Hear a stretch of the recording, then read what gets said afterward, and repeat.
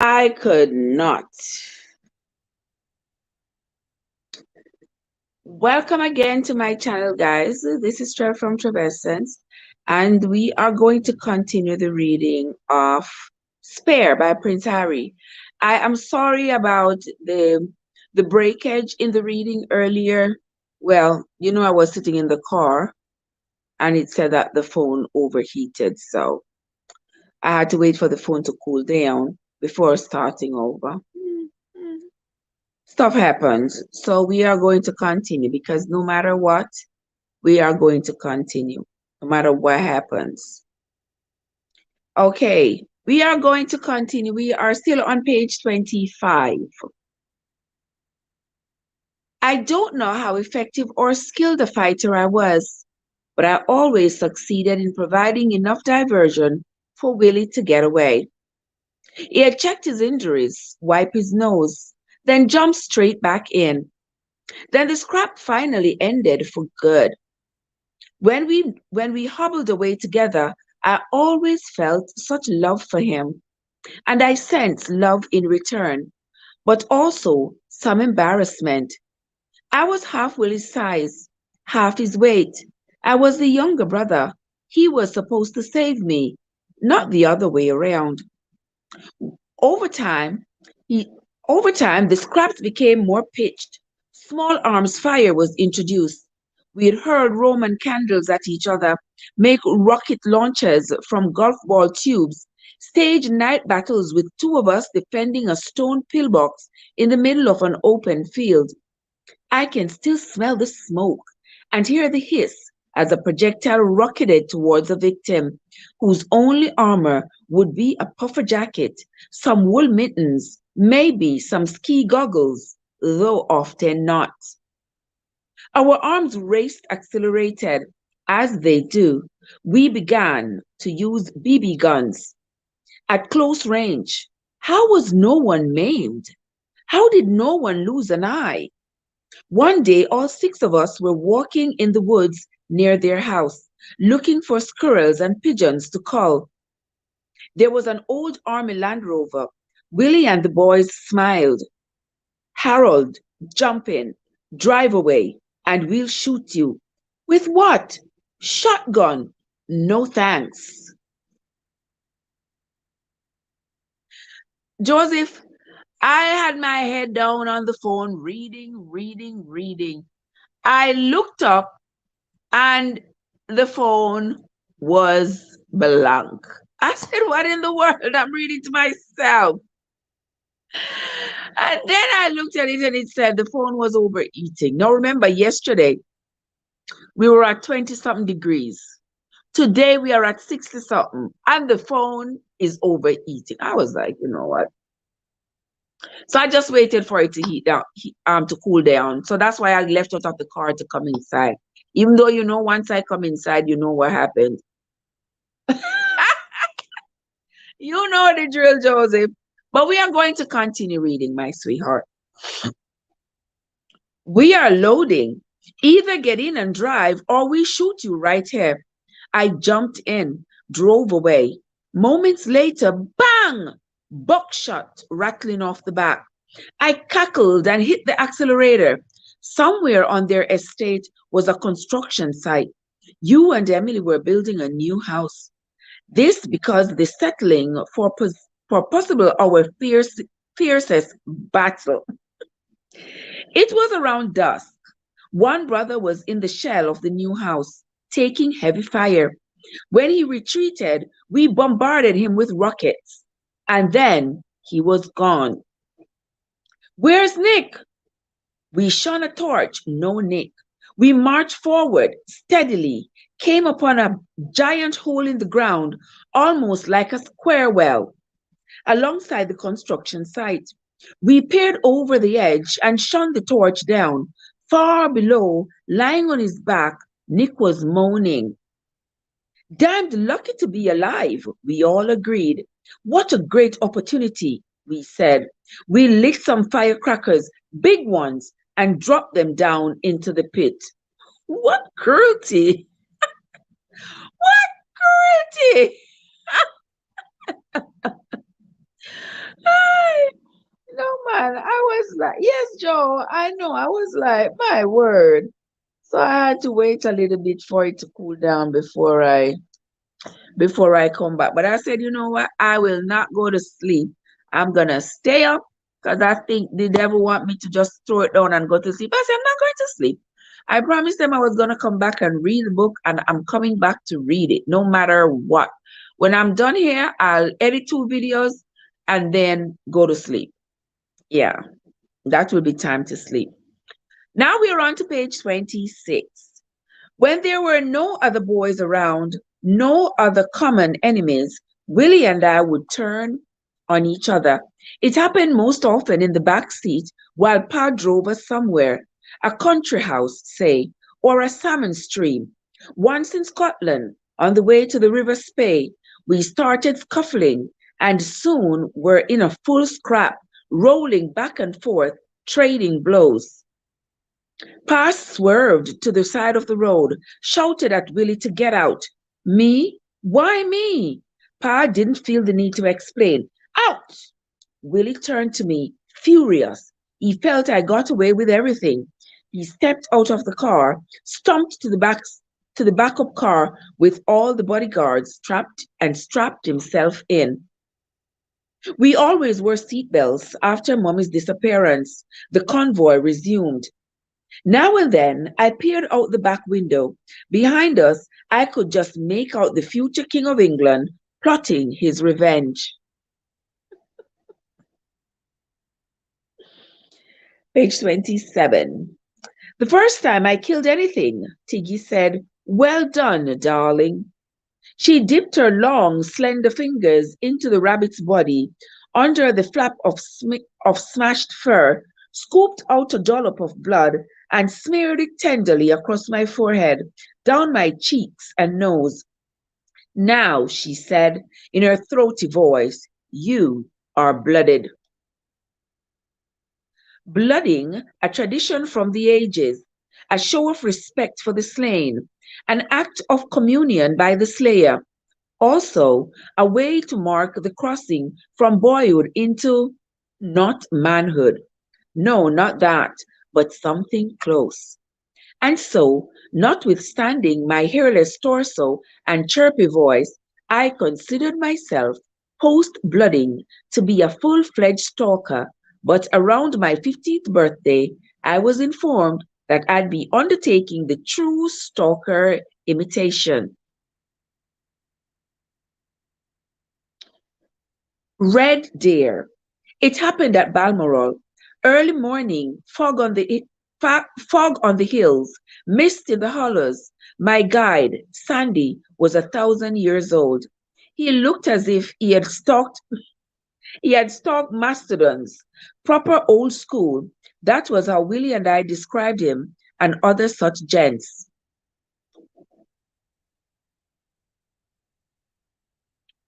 Sandy talked old school, smelled old school, and definitely dressed old school. Faded camel jacket over ragged green sweaters, Balmoral tweed plus fours, socks covered with burrs, Gore-Tex walking boots. On his head was a classic tweed flap cap, thrice my age, browned by eons of sweat.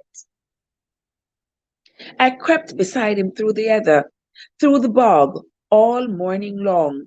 My stag appeared ahead, inching closer, ever closer. We finally stopped and watched the stag munch some dry grass. Sandy made sure we were still downwind.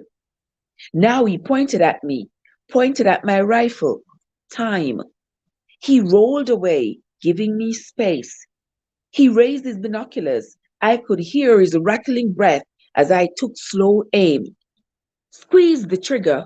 One sharp, thunderous crack, then silence. We stood, walked forward. When we reached the stag, I was relieved. Its eyes were already cloudy.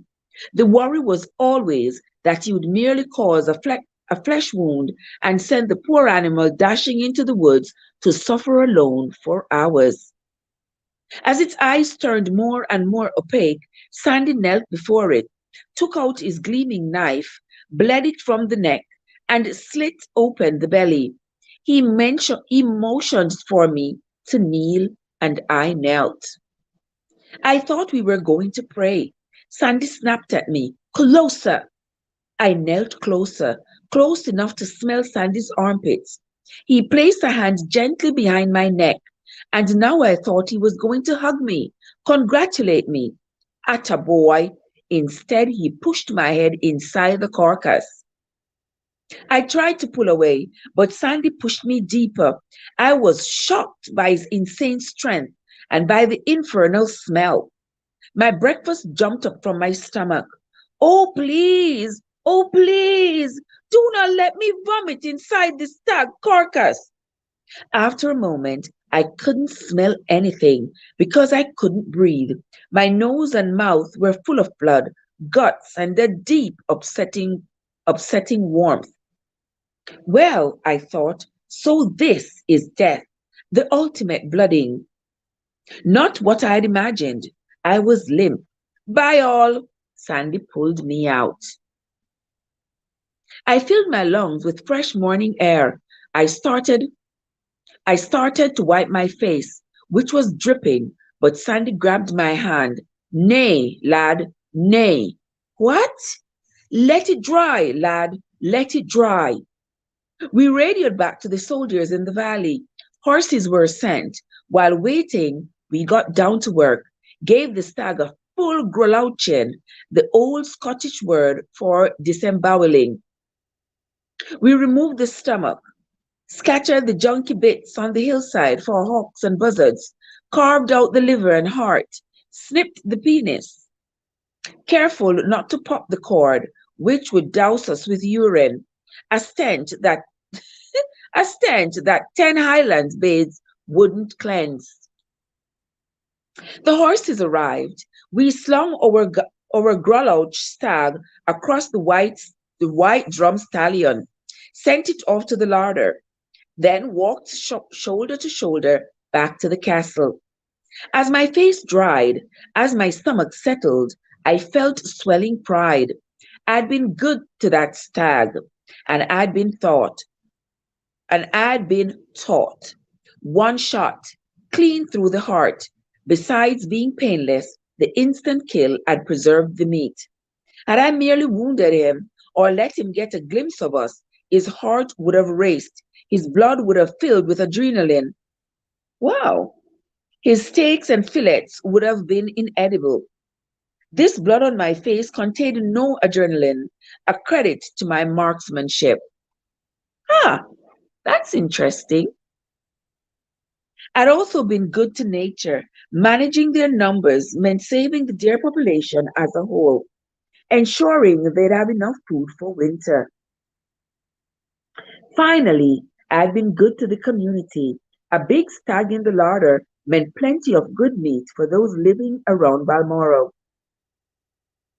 These virtues had been preached to me from an early age, but now I'd lived them and felt them in my face. I wasn't religious, but this blood facial was to me baptismal. Pa was deeply religious. He prayed every night.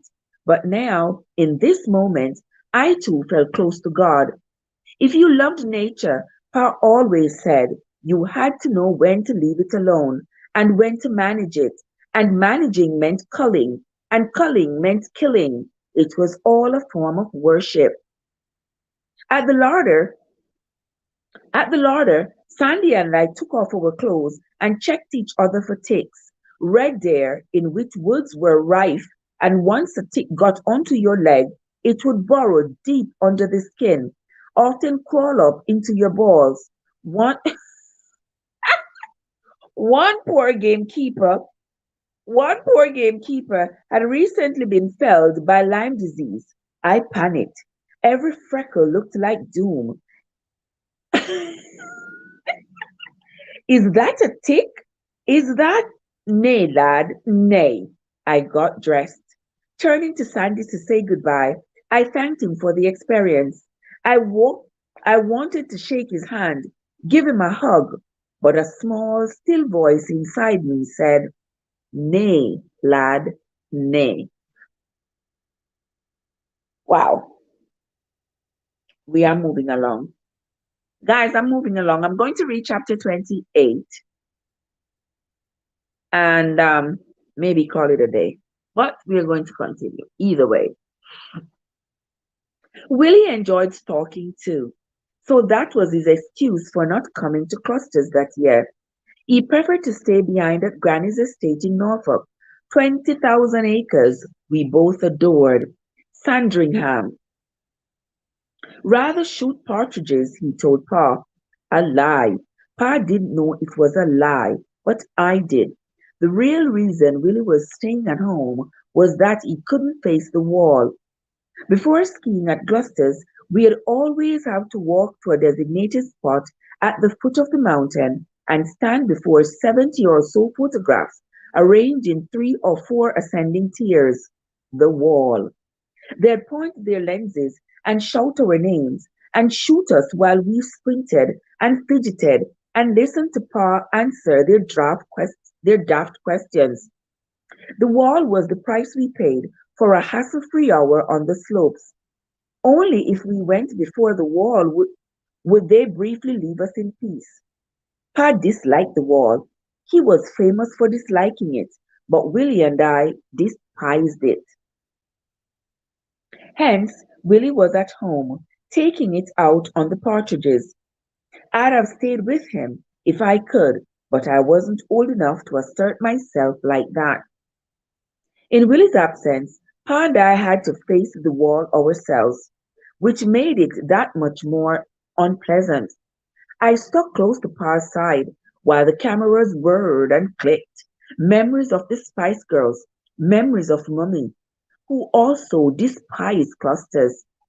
This is why she's hiding, I thought. This right here, this shit. Mummy had other reasons besides the wall for hating clusters. When I was 3, Pa and a friend were involved in a gruesome accident on the slopes there. A massive avalanche overtook them. Pa narrowly escaped, but the friend didn't. Buried under that wall of snow, the friend's final breaths must have been snow-filled gasps. Mummy often spoke of him with tears in her eyes. After the wall, I tried to put my mind to having fun. I loved skiing, and I was good at it.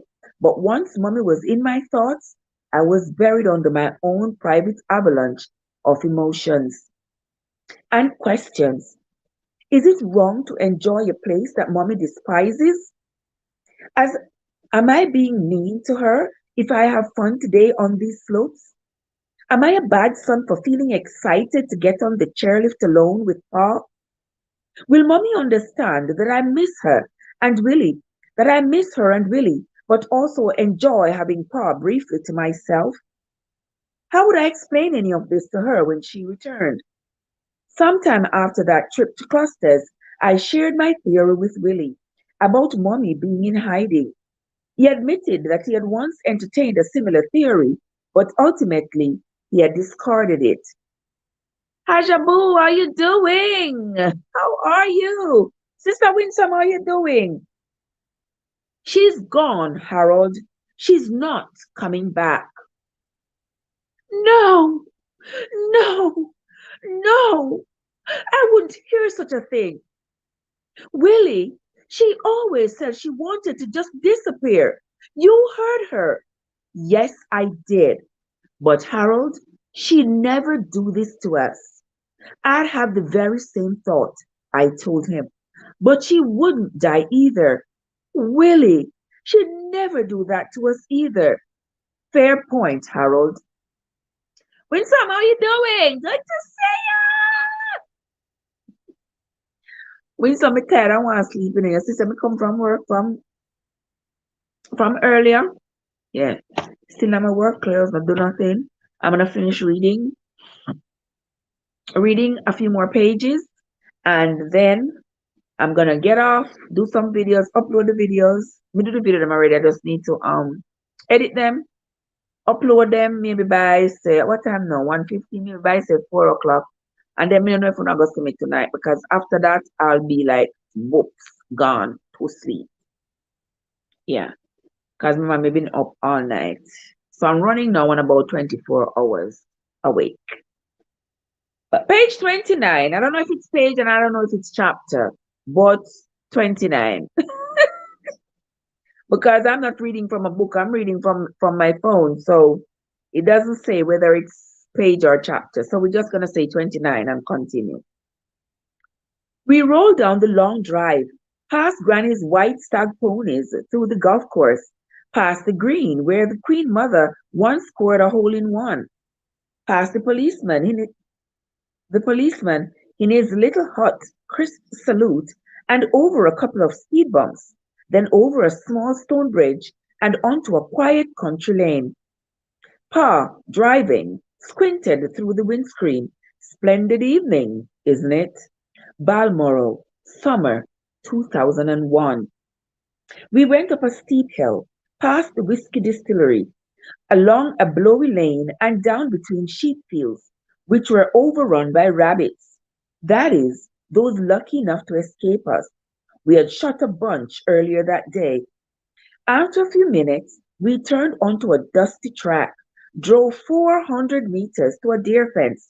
I hopped out, opened the padlocked gate. Now, at last, because we were on remote private roads, I was allowed to drive. I jumped behind the wheel, hit the accelerator, put into practice all those driving lessons from Pa through the years, often seated on his lap. I steered us through the purple heather into the deepest folds of that immense Scottish moorland. Ahead, like an old friend, stood Lochnagar, splotchy with snow. We came to the last wooden bridge, the tires making that soothing lullaby I always associated with Scotland. Da dong, da dong, da dong, da dong. Just below us, a burned seed after recent heavy rain up top. The air was thick with midges. Through the trees, in the last moments of daylight, we could faintly make out huge stags peering at us. Now we arrive in a great clearing, an old stone hunting lodge to the right, the cold stream running down to the river through the woods on our left, and there she was, Inch Inch whatever that is. What's up, guys? Winsome Ajabu, she stole my thunder. How are you, sugar? How are you doing, my love? Good to see you. Good to see you. We ran inside the lodge, the warm kitchen, the old fireplace. I fell onto the fender with its worn red cushion and inhaled the smell of that huge pyramid of silver birch firewood stacked beside it. If there's a smell more intoxicating or inviting than silver birch, I don't know what it could be. Grandpa, who had set off half an hour before us, was already tending his grill at the back of the lodge. He stood He stood amid a thick cloud of smoke, tears streaming down his eyes. He wore a flat cap, which he took off now and then to mop his brow and smack a fly. As the fillets of venison sizzled, he turned them with a huge pair of tongs, then put on a loop of Cumberland sausages. Normally, I'd beg him to make a pot of his specialty, spaghetti bolognese. That night, for some reason, I didn't. Yes, win some, come on, but hour, maybe about hour ago. Yeah. And then I started reading and I was in the car. I was in the car reading, and then he said the phone got too hot, so the phone shut off. So I cooled down the phone and then started again. So I just gotta read, guys. I just gotta read. I want my eyes burning me and everything. I just gotta read. That's the only thing that really satisfies me is calling words, reading. Yeah. My head in a book. That's the only thing that really satisfies me. So anyway, let us continue. Granny's specialty was a salad dressing. She had whisked a large batch. Then she lit then she lit the candles down the long table, and we all sat on wooden chairs with creaky straw seats. Often we had a guest for these dinners, some famous or eminent personage. Many times I discussed the temperature of the meat or the coolness of the evening with a prime minister or bishop. But tonight it was just family. Yard foods, this how you doing? My great grandmother arrived. I jumped up, offered her my hand. I always offered her my hand. Pa had drummed it into me, but that night I could see Gran Gran really needed the extra help.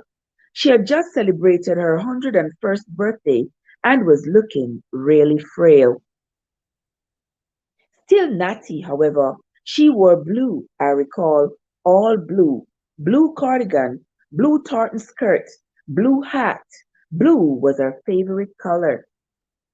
She asked for a martini. Moments later, someone handed her an ice cold tumbler filled with gin. I watched her take a sip, expertly avoiding expertly avoiding the lemon floating along the top. And at an impulse, I decided to join her. I'd never had a cocktail in front of my family, so this would be an event, a bit of rebellion. Empty rebellion, it turned out. No one cared, no one noticed, except Gangan. She perched up for a moment at the sight of me playing grown up, gin and tonic in hand. I sat beside her. Our conversation started out as lively banter, then evolved, gradually settling into something deeper, a connection. Gangang was really speaking to me that night. Re- she was really listening. I couldn't quite believe it. I wondered why. Was it the gin? Was it the 4 inches I'd grown since last summer? At 6 foot, I was now one of the tallest members of the family. Combined with Gangan's shrinking age, I towered over her. That was shrinkage. Combined with Gangan's shrinkage, I towered over her. I wish I could recall specifically what we talked about. I wish I'd asked more questions and jotted down her answers. She had been the war queen. She had lived at Buckingham Palace while Hitler's bombs rained from the skies. 9 direct hits on the palace. She had dined with Churchill, wartime Churchill. She had once possessed a Churchillian eloquence of her own. She was famous for saying that no matter how bad things got, she'd never ever leave England, and people loved her for it. I loved her for it. I loved my country, and the idea of declaring you'd never leave struck me as wonderful. She was, of course, infamous for saying other things. She came from a different era, enjoyed being queen in a way that looked unseemingly to some. I saw none of that. She was my Gangang.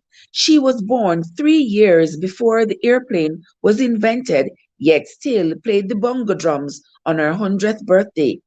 Now she took my hand as if I were a knight home from war, and spoke to me with love and humor.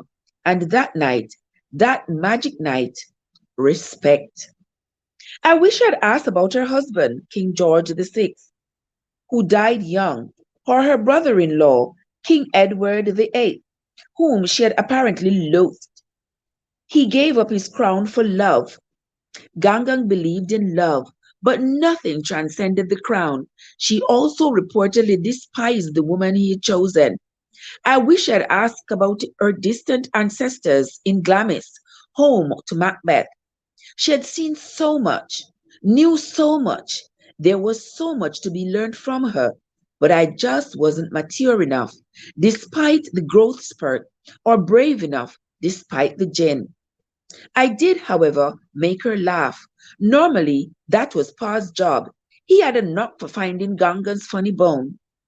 He loved her as much as he loved anybody in the world, perhaps more. I recall him glancing over several times and looking pleased that I was getting such good giggles out of his favorite person. At one point, I told Gangang about Ali G, the character played by Sasha Baron Cohen. I taught her I taught her to say Buyakashaka. Buyakash Buyakashaka. Showing her how to flinch her fingers and say Sasha did. She couldn't grasp it. She had no idea what I was talking about, but she had such fun trying to flick and say the word. With with every repetition of that word, Buyakasha, she'd shriek, which would make everyone else smile. It tickled me, thrilled me. It made me feel a part of things. This was my family, in which I, for one, might at least had a distinguished role. And that role, for once, wasn't the naughty one. Welcome, guys. Good to see you all. Good to see you all, my dear friends. I sincerely appreciate you all for coming in to the live as I read Harry's book, Spare. Excuse me. Spare. Yes.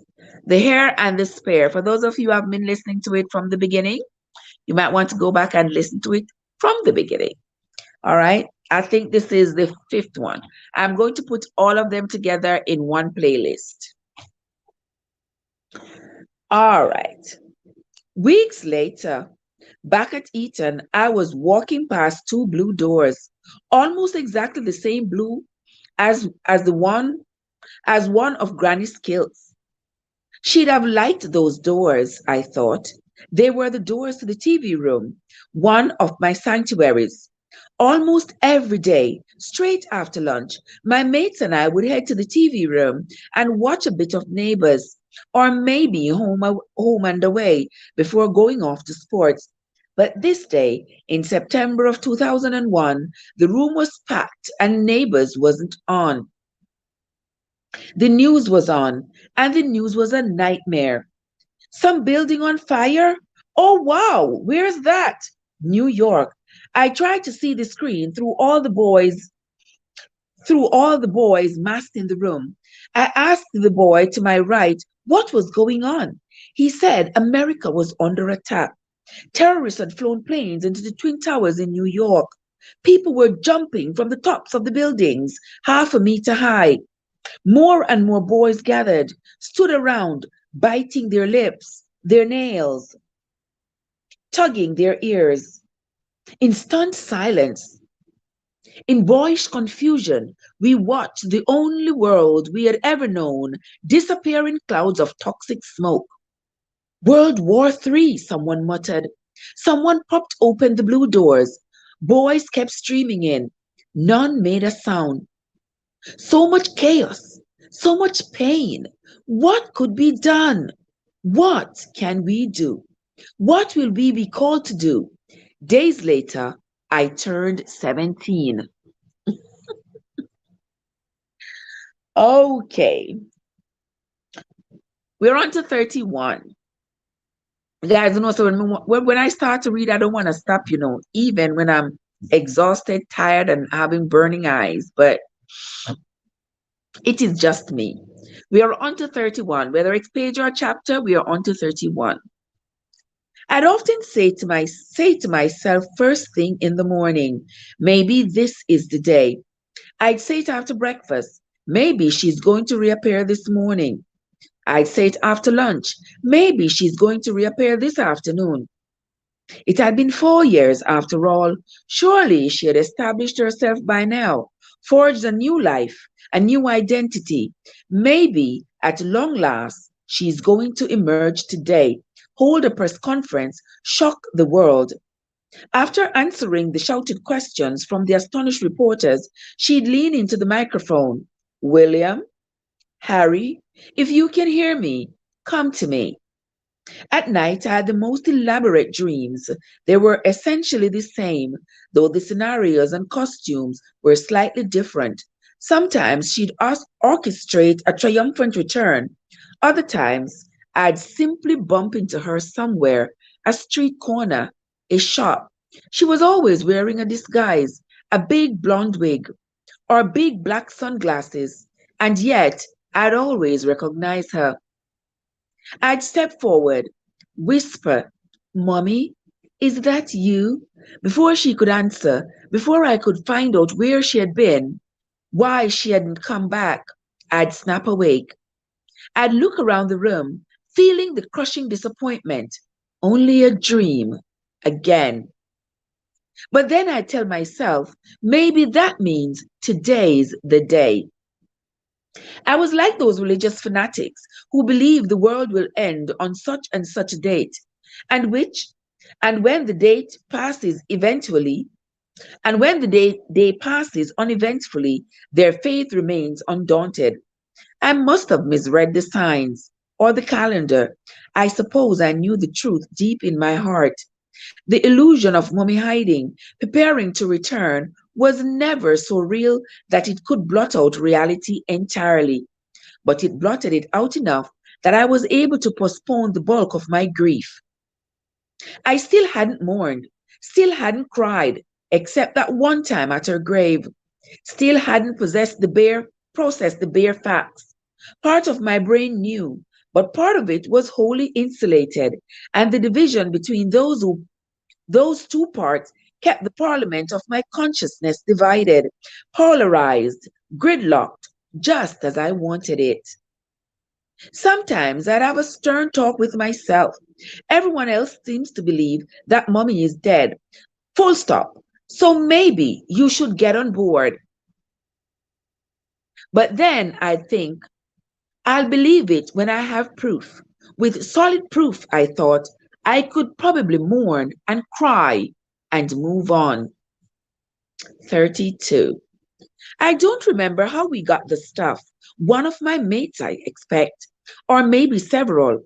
Whenever we found ourselves in possession, we'd commandeer a tiny upstairs bathroom, wherein we'd implement a surprisingly thoughtful, orderly assembly line. Smoker straddled the loo beside the window. Second boy leaned against the basin.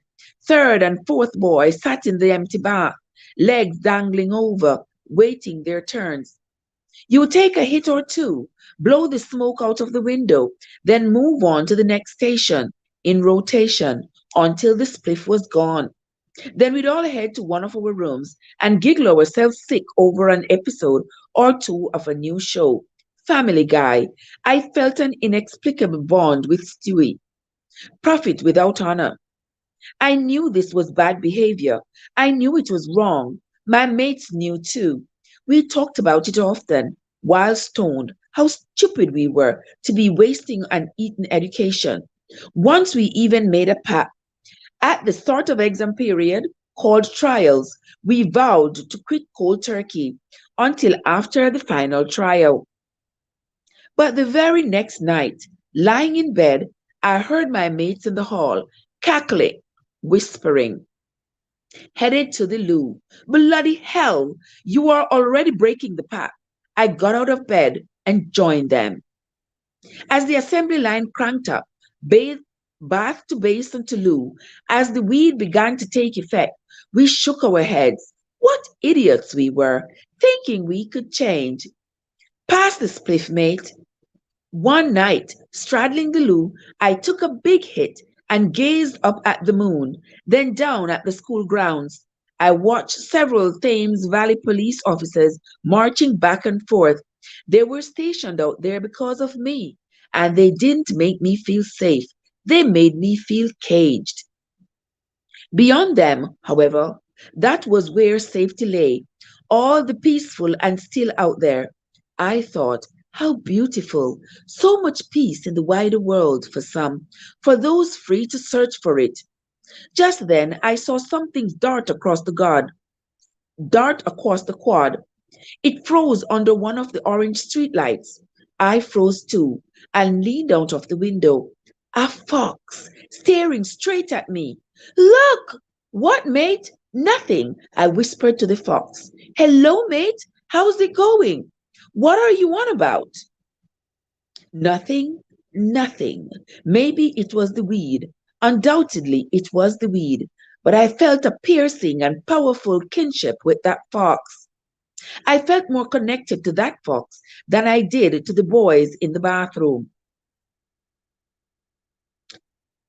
and the other boys at Eton, even the Windsors in the distant castle.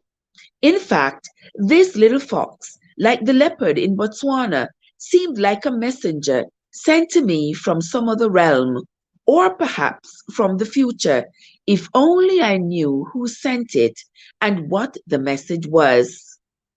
Hey, Laurie, how you doing? Good to see you, Laurie. Good to see you, my darling. Now we are on to 33. Page or chapter. We're not sure, but we are reading. Whenever I was home from school, I hid. I hid upstairs in the nursery. I hid inside my new video games. I played Halo endlessly against an American who called himself Prophet and knew me only as Villain Baz. I hid in the basement beneath Highgrove, usually with Willie. We called it Club H. Many assumed the H stood for Harry, but in fact, it stood for Highgrove. The basement had once been a bomb shelter. To get down to its depths, you went through a heavy white ground level door, then down a steep flight of stone stairs, then grappled your way along a damp stone floor, then descended three more stairs, walked down a long damp corridor with a low arch roof, then past several wine cellars wherein Camilla kept her fanciest bottles, on past a freezer and several storerooms full of paintings, polo gear, and absurd gifts from foreign governments and potentates. No one wanted them, but they couldn't be regifted or donated or thrown out, so they'd been carefully logged and sealed away. Beyond that, Beyond that final storeroom were two green doors that little brass handles with little brass handles, and on the other side of those was Club H. It was windowless, but the brick walls, painted bone white, kept it from feeling claustrophobic. Also, we kitted out the space with nice pieces from various royal residences. Persian rug, red Moroccan sofas, wooden table, electric dartboard. We also put in a huge stereo system. It didn't sound great, but it was loud. In a corner stood a drinks trolley, well stocked, thanks to creative borrowing, so there was always a faint aroma of beer and other booze. But thanks to a big vent in good working order, there was also the smell of flowers. Fresh air from past gardens was pumped in constantly, with hints of lavender and honeysuckle. Laurie, what's up? Willie and I would start a typical weekend evening by sneaking into a nearby pub where we'd have a few drinks, a few pints of snake bite, then round up a group of mates and bring them back to Club H. There were never more than 15 of us, though somehow there was never less than 15 either. Names float back to me: Badger, Casper, Nisha, Lizzie, Skippy, Emma, Rose, Olivia, Chimp, Pell. We all got on well, and sometimes a bit more than well.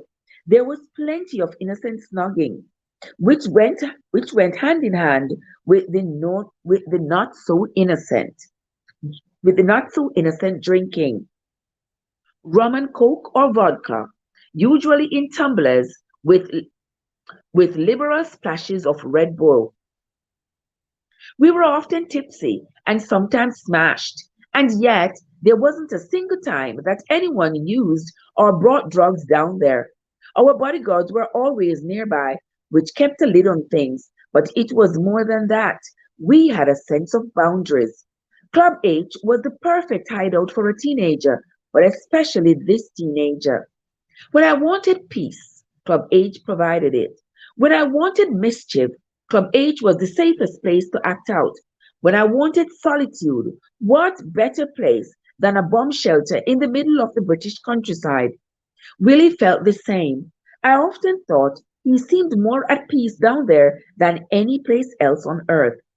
And it was a relief, I think, to be somewhere that he didn't feel the need to pretend I was a stranger.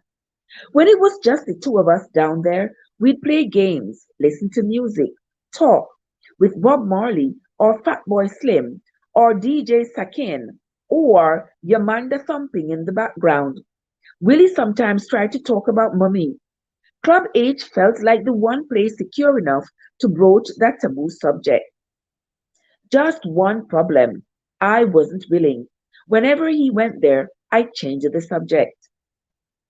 He'd get frustrated, and I wouldn't acknowledge his frustration. More likely, I couldn't even recognize it. Being so obtuse, so emotionally unavailable, wasn't a choice I made. I simply wasn't capable. I wasn't close to ready.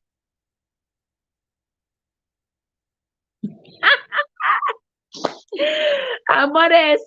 And you are here 24/7 with me. Look at you too. Hey, sissy. How you doing? What's up? I always say every time you turn on YouTube, me there here. I feel some of the day here enough. I feel like I'm not here enough, believe me. Honestly speaking. One topic that was always safe was how wonderful it felt to be unseen. We talked at length about the glory, the luxury of privacy, of spending an hour or two away from the press's prying eyes. Our one true haven, we said, where those lots can never ever find us. And then they found us. At the tail end of 20 at the tail end of 2001, Marco visited me at Eton. We met for lunch at a cafe in the heart of town, which I thought quite a treat, plus an excuse to bunk off, leave school grounds. I was all smiles. But no, Marco, looking grim, said this was no larky outing. What's up, Marco? I've been asked to find out the truth, Harry. About what? I suspected he was referring to my recent loss of virginity. Inglorious episode with an older woman. She liked horses quite a lot and treated me not unlike a young stallion.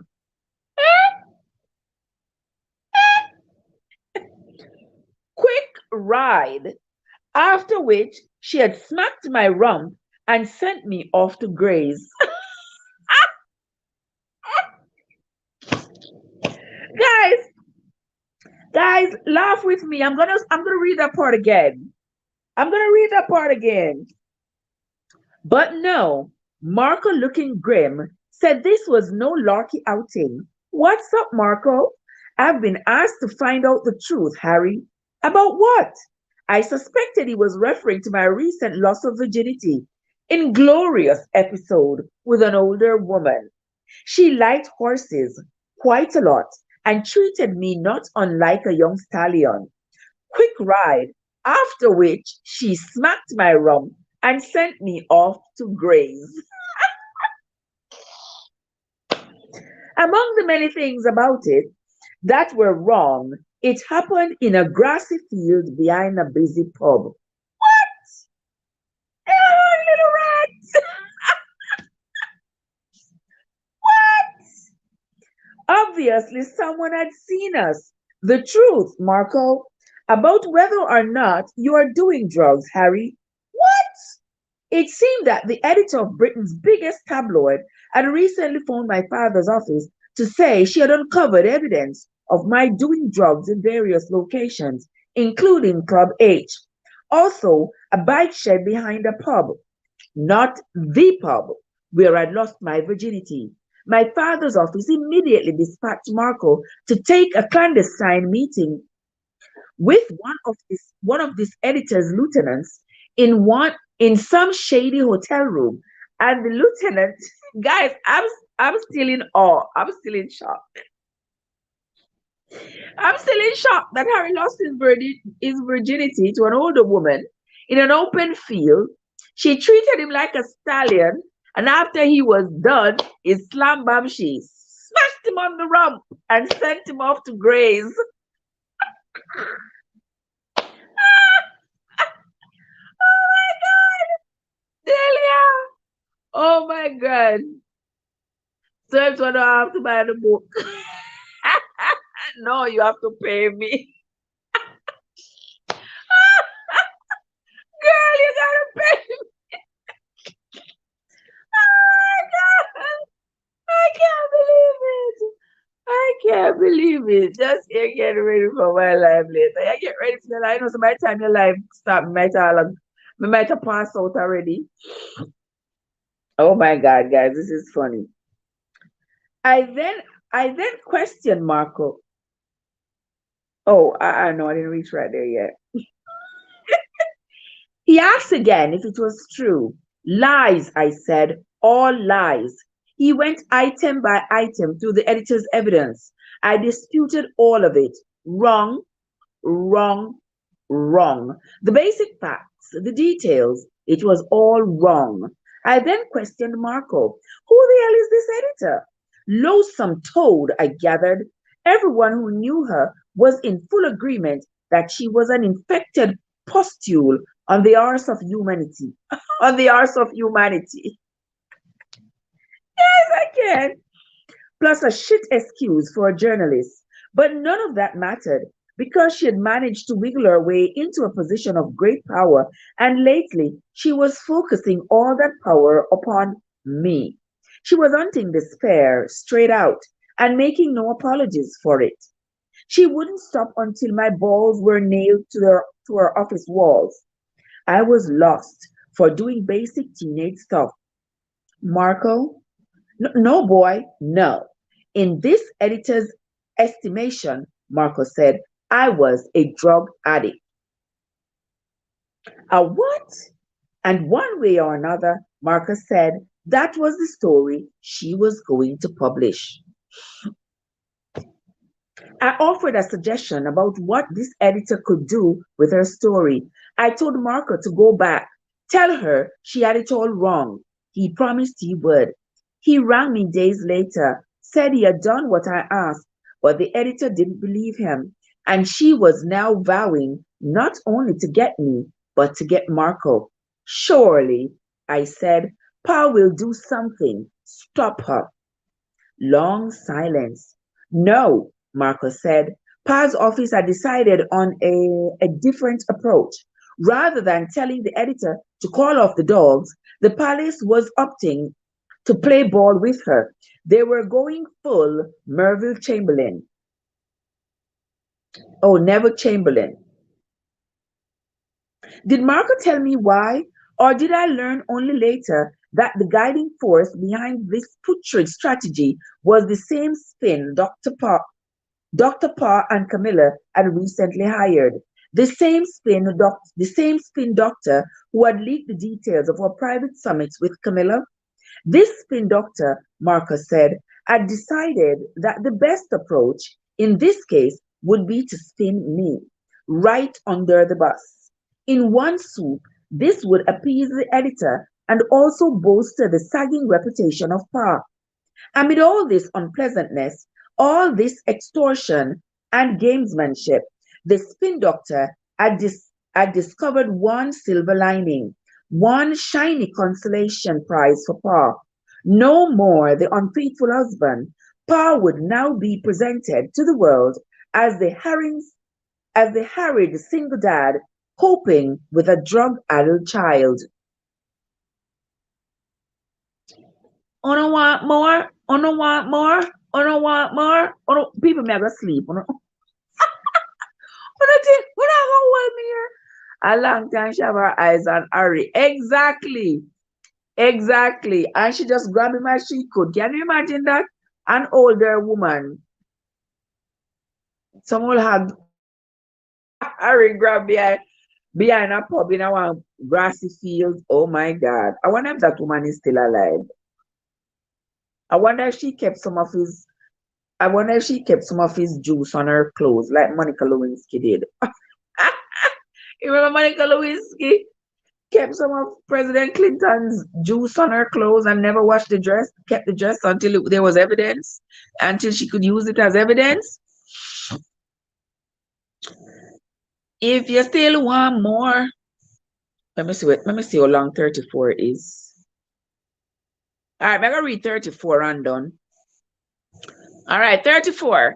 I don't know if it is chapter or page, guys. Don't quote me on it. Just know that I said 34. I went back to Eton, tried to pull all this out of my mind, tried to focus on my schoolwork, tried to be calm. I listened over and over to my go-to soothing CD, sounds of the Okavango, 40 tracks, crickets, baboons, rainstorm, thunder, birds, lions, hyenas scrapping over a kill. At night, shutting off the lights, I'd hit play. My room sounded like a tributary of the Okavango. It was the only way I could sleep. After a few days, the meeting with Marco receded from consciousness. It began to feel like a nightmare. But then I woke to the actual nightmare, a blaring front page headline, Harry's Drugs Shame, January 2002. Spread over 7 pages inside the newspaper were all the lies Marco had presented to me, and many more. The story not only had me down as an habitual drug user, it had me recently going to rehab. Rehab? The editor had got her mitts on some photos of Marco and me paying a visit to a suburban rehab center months earlier, a typical part of my princely charitable work, and she had repurposed the photos, made them visual aids for her libelous fiction. I gazed at the photos and read the story in shock. I felt sickened, horrified. I imagined everyone, all my countrymen and countrywomen, reading these things, believing them. I could hear people all across the Commonwealth gossiping about me. Cricky, the boy's a disgrace. His poor dad, after all he's been through. More, I felt heartbroken at the idea that this had been partly the work of my own family, my own father and future stepmother. They had abetted this nonsense. For what? To make their own lives a bit easier. I phoned Willie. I couldn't speak. He couldn't either. He was sympathetic and more. Raw deal, Harold. At moments, he was even angrier about the whole thing than I was, because he was privy to more details about the spin doctor and the backroom details that had led to this public sacrifice of the spare. And yet, in the same breath, he assured me that there was nothing to be done. This was Pa. This was Camilla. This was royal life. This was our life. I phoned Marco. He too offered sympathy. I asked him to remind me what was this editor's name. He said it, and I committed it to memory. But in the years since then, I've avoided speaking it, and I don't wish to repeat it here. Spare the reader, but also myself. Besides, can it possibly be a coincidence that the name of the woman who pretended I went to rehab is a perfect anagram for rehabber cooks? In the universe, not saying anything there. Blessed what? What's up? Wait. Perfect anagram for rehabber crooks. Is the universe not saying anything there? Who am I not to listen? Over several weeks, newspapers continued to rehab the rehabber cooks' libels, along with various new and equally fabricated accounts of goings on in Club H. Our fairly innocent teenage clubhouse was made to sound like Gallagher's bad chamber. Around this time, one of Pa's dearest friends came to Highgrove. She was with her husband. Pa asked me to give them a tour. I walked them around the gardens, but they didn't care about Pa's lavender and honeysuckle. The woman asked eagerly, "Where's Club H?" An avid reader of all the papers, I led her to the door, opened it, and pointed down the dark steps. She breathed in deeply, smiled. "Oh, it even smells of weed." It didn't, though. It smelled of damp earth, stone, and moss. It smelled of cut flowers, clean and dirt, and maybe a hint of beer. Lovely smell, totally organic, but the power of suggestion I'd taken hold of this woman, even when I swore to her that there was no weed, that did that we'd never once done drugs down there. She gave me a wink. I thought she was going to ask me to sell her a bag. Overton in the place. Overton, what's going on there, Overton? And finally, guys, that is the end of, I think, page or chapter 34. It was my absolute pleasure. Overton, you come in just as the book have finished, just as the book have finished. It was an absolute pleasure, guys, reading for you. You know, I love reading. Maybe that's why I don't find time for much else. But I enjoy reading this book and I enjoy reading it for me to you. And I hope you enjoy me reading it. I know sometimes I read a little fast. Sometimes I have to catch myself and slow down because my brain is sort of going over the words and my tongue is just following,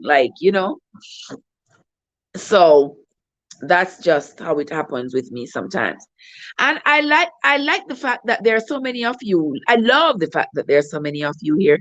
Don't forget to hit the like button and share out the live, guys. And if you are just coming in and you have not been listening to this book from the beginning, go listen to it from the beginning, man. It's not gonna hurt you. And to all the silent listeners, the one who sit outside there and look and say, "Watch her now." Every time I come on YouTube, I see her. Watch her now. I can't stand her. Me no business one-on-one say, "You don't have to stand me. I'm living my life my way on my terms." All right. But while I'm standing at the door and looking in, come in, me no bite. My bark is worse than my bite. Just come in, sit on the couch and listen to me read. Yeah. And then you can find other things on my channel to occupy your time. Yeah, until you get rid of all the hate that's inside of you. All right. We are going to continue. Christine, so you should have a book discussion at the end. At the end. At the end. We're not gonna have a book discussion at the end. We're not gonna wait so long because we're not gonna remember everything. We're not gonna remember everything. We're gonna do that after 40 because remember, this is 400 and something pages. So we got a little ways to go. And if we don't get back to Bible study, when some August string me upon one of them all awkward about the place. Oh my God, when some August string me upon an old 200-year-old oak. So we gotta get back to the Bible. All right. We are on to 35 now, gentle people. And I hope you all have been listening. I hope you all have been listening because, like when some said, like Christine said, we are going to have a discussion. We are going to when we get to chapter 40, which is what we might do tomorrow because I was trying to find somebody to interview, to talk to about their struggles with diabetes. Since we have been studying diabetes over the past few days, I wanted to talk with somebody. I sent out several invites, but nobody picked me up on the offer. I don't know if there's anybody here who is a diabetic who would not mind coming up tomorrow night, Tuesday night, instead of Red Flag Review. We will be doing a discussion on diabetes. So that is the plan. So if there are any diabetics here who wouldn't mind talking to us about how you manage your disease and what instructions you've gotten from the doctor and how do you go about it and what the outcomes you have seen, I would absolutely fabulously you hear me start talking rubbish? Yes, I would absolutely appreciate it because I want for people to step in when they come into my channel, at least them learn a little something, right? So if there's any diabetics and anybody who is diabetic here, I would love to hear from you. Let us chat. All right. And if you know somebody who is diabetic and wouldn't mind talking to me, just shoot me a text. We are on to 35. Our family was no longer getting larger. There was no new spouses on the horizon, no new babies. My aunts and uncles, Sophie and Edward, Fergie and Andrew, had stopped growing their families. Part two, of course, an era of stasis had set in. But now, in 2002, it dawned on me, dawned on all of us that the family wasn't static after all. We were about to get smaller. Princess Margaret and Gangang were both unwell. I didn't know Princess Margaret, whom I called Aunt Margot. She was my great aunt, yes. We shared 12.5% of our DNA.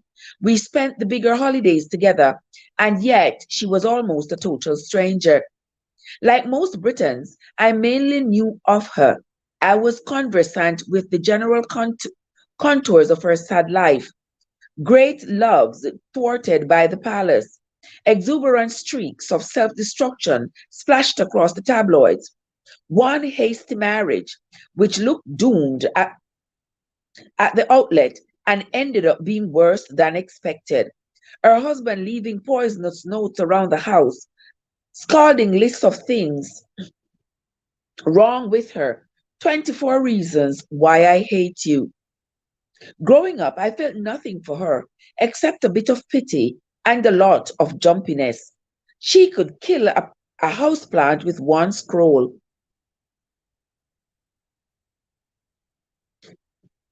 Mostly, whenever she was around, I kept my distance. On those rarer than rare occasions when our paths crossed, when she designed when she deigned to take notice of me, to speak to me, I'd wonder if she had an opinion of me. It seemed that she didn't, or else, given her tone, her coldness, the opinion wasn't much. Then one Christmas, she cleared up the mystery. The whole family gathered to open gifts on Christmas Eve, as always, a German tradition that survived the angelicizing of the family surname from Saxe-Coburg-Gotha to Windsor. We were at Sandringham in a big room with a long table covered with white cloth and white name cards.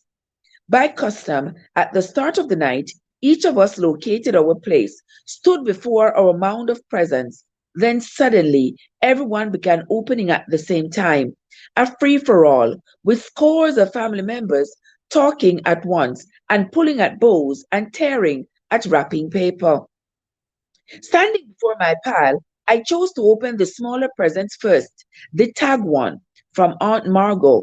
I looked down, called out, "Thank you, Aunt Margot. I do hope you like it, Harry." I tore off the paper. It was a biro. I said, "Oh, a biro? Wow." She said, "Yes, a biro." I said, "Thank you so much." But it wasn't about any biro, she pointed out. It was a tiny rubber fish wrapped around it. It had a tiny rubber fish wrapped around it. I said, "Oh, a fish bureau. Okay." I told myself, this is cold hearted. Now and then, as I grew older, it struck me that Aunt Margot and I should have been friends. We had so much in common, two spares.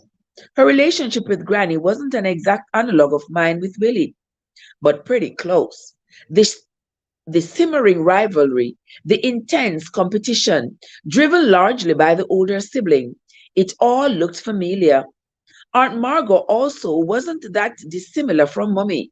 Both rebels, both labeled as sirens. Pablo Picasso was among the many men obsessed with Margot.